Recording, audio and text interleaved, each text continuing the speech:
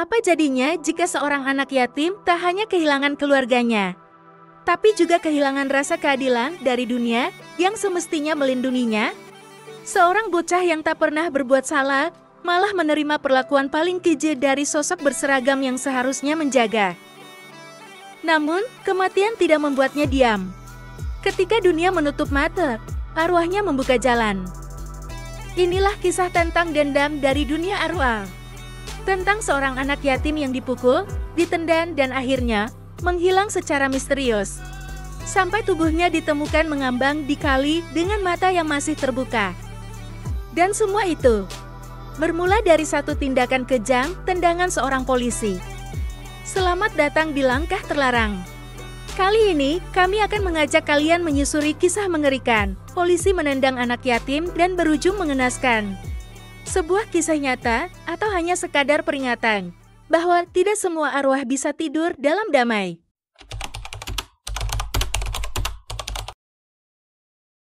Pagi itu, pasar tradisional Melati dipenuhi hiruk-pikuk pedagang dan pembeli. Di antara lautan manusia itu, Ilham, bocah yatim piatu berusia 12 tahun, sibuk membantu Bu Sarti, pengasuh panti tempat ia tinggal.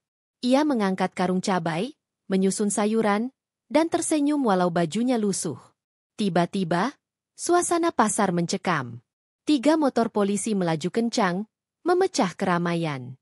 Bribka Wahyu, polisi yang dikenal brutal dan arogan, turun dengan ekspresi garang. Razia! Siapapun yang tidak punya izin lapak, bersiap, bentaknya. Saat sedang memeriksa pedagang, seorang ibu tua berteriak kehilangan dompet. Tanpa bukti, Wahyu langsung menunjuk Ilham. Ini pasti kerjaan anak ini. Lihat tampangnya. Ilham menahan tangis. Bukan saya, Pak. Sumpah. Wahyu tak peduli. Dengan kasar ia menendang perut Ilham hingga bocah itu terjatuh keras ke tanah, memukul kepala di tiang lapak. Darah mengalir dari mulutnya. Para pedagang menahan napas. Tak ada yang berani membela. Bu Sarti menangis, memeluk Ilham. Anak ini nggak pernah bohong, Pak. Wahyu hanya tertawa, lalu berlalu. Tapi hari itu bukan akhir. Itu adalah awal dari bencana yang tak akan bisa ia lupakan. Malam menurunkan kelamnya dengan sunyi yang ganjil. Angin berdesir pelan melewati jendela panti asuhan, membawa hawa dingin yang menusuk tulang. Di dalam kamar kecil paling pojok, Ilham tergeletak lemah di ranjang kayu yang sudah mulai lapuk. Tubuh mungilnya menggigil, peluh membasahi dahinya, dan matanya menatap kosong langit-langit. Di samping ranjangnya, Bu Sarti duduk menunggui dengan setia. Ia memegang kain basah, menempelkannya ke dahi Ilham sambil menggumamkan doa pelan-pelan. Wajah tua itu tampak letih, tapi hatinya bergolak. Luka di perut Ilham akibat tendangan Bribka Wahyu memang tak berdarah, tapi meninggalkan trauma yang tak kasat mata. Bu, lirih Ilham, suaranya nyaris tak terdengar. Bu Sarti langsung mendekat. Iya, nak, kamu haus. Ilham menggeleng lemah. Matanya memandang ke arah pintu kamar mandi yang setengah terbuka. Nafasnya sesak. Ada yang manggil aku dari situ, Bu. Suara anak kecil, dia bilang. Tempatmu bukan di sini lagi. Hening sesaat. Bulu kuduk Bu Sarti meremang. Ia melirik ke pintu kamar mandi. Gelap. Sunyi. Tidak ada apapun. Tapi udara di kamar itu berubah. Lebih dingin, lebih pekat. Seperti ada sesuatu yang tak terlihat sedang memperhatikan mereka. Kamu mimpi. Ham, jangan pikir yang aneh-aneh ya. Nak, ucap Bu Sarti pelan, berusaha menenangkan meski hatinya sendiri dicekam rasa tidak enak. Ilham terpejam perlahan. Tapi tubuhnya tak tenang, berkeringat dingin, menggeliat seolah ada yang menarik dari dalam mimpinya. Mulutnya bergetar tanpa suara, dan sesekali jari-jarinya mencengkeram sprei ranjang. Pukul 2 dini hari, hujan turun. Deras. Petir menyambar sesekali, menerangi bayangan pepohonan di luar jendela. Bu Sarti, yang akhirnya tertidur di sisi ranjang, terbangun karena mendengar suara langkah kaki kecil. Cek, cek, cek. Langkah itu terdengar dari lorong. Bu Sarti membuka mata, menajamkan telinga. Langkah itu semakin dekat, lalu berhenti tepat di depan pintu kamar Ilham. Krek. Pintu terbuka perlahan. Tapi tak ada siapa-siapa. Ilham, bisik Bu Sarti sambil meraih senter. Ia menyorot keranjang. Kosong. Ilham, teriaknya panik. Panti mendadak gempar. Anak-anak terbangun, berhamburan. Mereka membantu mencari ke dapur, kamar mandi, bahkan ke taman belakang. Tapi Ilham seolah lenyap begitu saja. Hari berganti, kabar menyebar. Polisi datang, tapi sekadar formalitas. Tak ada penyelidikan sungguh-sungguh. Seolah hilangnya anak yatim hanyalah perkara sepele di mata mereka. 3 hari kemudian, warga di pinggir kota menemukan sesuatu di aliran Kali Sengkaling. Sesosok tubuh bocah, pakaian putih kecoklatan oleh lumpur dan darah, wajah lebam, matanya masih terbuka menatap kosong langit kelabu. Tubuh itu adalah Ilham. Pemakamannya sunyi. Hanya ada anak-anak panti, Bu Sarti, dan 2 tetangga yang membantu menggali kubur.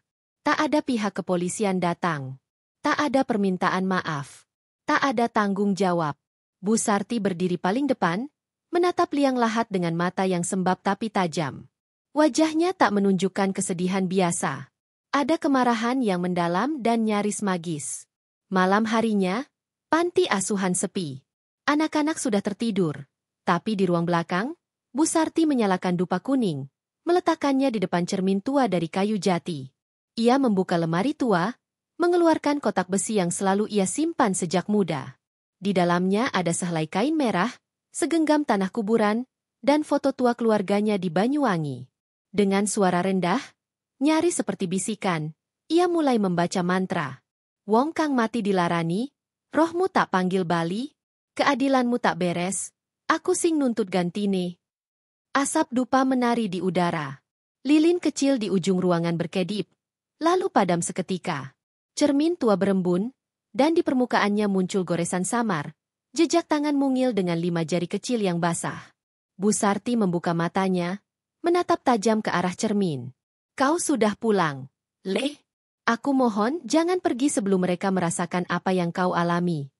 Tak lama kemudian, terdengar suara dari loteng, suara langkah kecil, dan gemerisik seperti bocah sedang berlari, disusul suara tawa kecil, dan sesenggukan, seolah tangis. Malam itu, arwah Ilham tak lagi diam. Dan dunia mereka yang pernah menyakitinya, akan segera runtuh satu persatu. Sejak kematian Ilham, Wahyu tak bisa tidur nyenyak. Setiap malam ia bermimpi dikejar anak kecil berseragam putih abu, berdarah, matanya hitam legam. Waktu mandi, ia melihat bayangan bocah berdiri di balik cermin.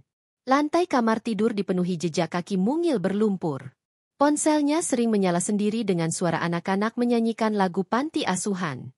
Suatu malam, saat ia terbangun karena mendengar suara tangisan, ia mendapati tulisan merah darah di dinding kamarnya, "Aku belum selesai." Wahyu mulai panik. Ia pergi ke kantor polisi, tapi rekan-rekannya mulai menjauh. Salah satu rekan, Bribtu Yanto, ditemukan tewas di toilet kantor. Mulutnya menganga, wajahnya memucat. Di kaca toilet tertulis, "Kau diam saat dia disakiti." Di ujung keputusasaan, Wahyu kembali ke tempat pertama ia menendang Ilham, lapak Bu Sarti di pasar. Namun kini, lapak itu kosong. Hanya tinggal papan reot dan daun busuk. Pasar yang biasa ramai mendadak sunyi, seolah waktu berhenti. Wahyu berjalan ke dalam gang belakang pasar dan melihat sesosok anak kecil berdiri, membelakanginya. Nah, Ilham. Sosok itu berbalik. Wajahnya rusak, matanya berlubang hitam, dan senyumnya menjijikkan. Dari mulutnya keluar suara gemeretak. "Kau ikut aku." Tiba-tiba tanah di bawah Wahyu amblas. Ia jatuh ke dalam lorong panjang penuh darah dan jeritan. Di sepanjang dinding, wajah anak-anak terpampang, menangis. Tangannya diraih ribuan tangan kecil, mencakar, menarik, menyayat. "Maafkan aku." Wahyu menjerit, tubuhnya tercabik. Seminggu berlalu. Kota digegerkan oleh kabar kematian tragis Bribka Wahyu. Tubuhnya ditemukan tergeletak di jalan belakang pasar. Remuk tertabrak truk, matanya terbuka lebar, mulutnya membeku dalam ekspresi ketakutan. Tapi cerita tak selesai di situ. Sejak kematiannya, rumah Bribka Wahyu selalu terdengar suara bocah tertawa tengah malam. Makamnya basah oleh darah yang muncul entah dari mana. Polisi-polisi yang dulu satu tim dengannya perlahan menghilang satu persatu. Semua dengan pola yang sama, wajah pucat, mulut menganga, dan kata terakhir yang mereka gumamkan, Ilham. Yang lebih mengerikan, Bribka Wahyu ternyata telah meninggal malam yang sama ketika mengejar bayangan Ilham di pasar. Semua, pengalaman horornya, adalah neraka pribadi, penghakiman jiwa, siksaan dari dunia yang tak terlihat. Arwah Ilham masih belum tenang. Dan ia akan terus mencari mereka yang membungkam ketidakadilan.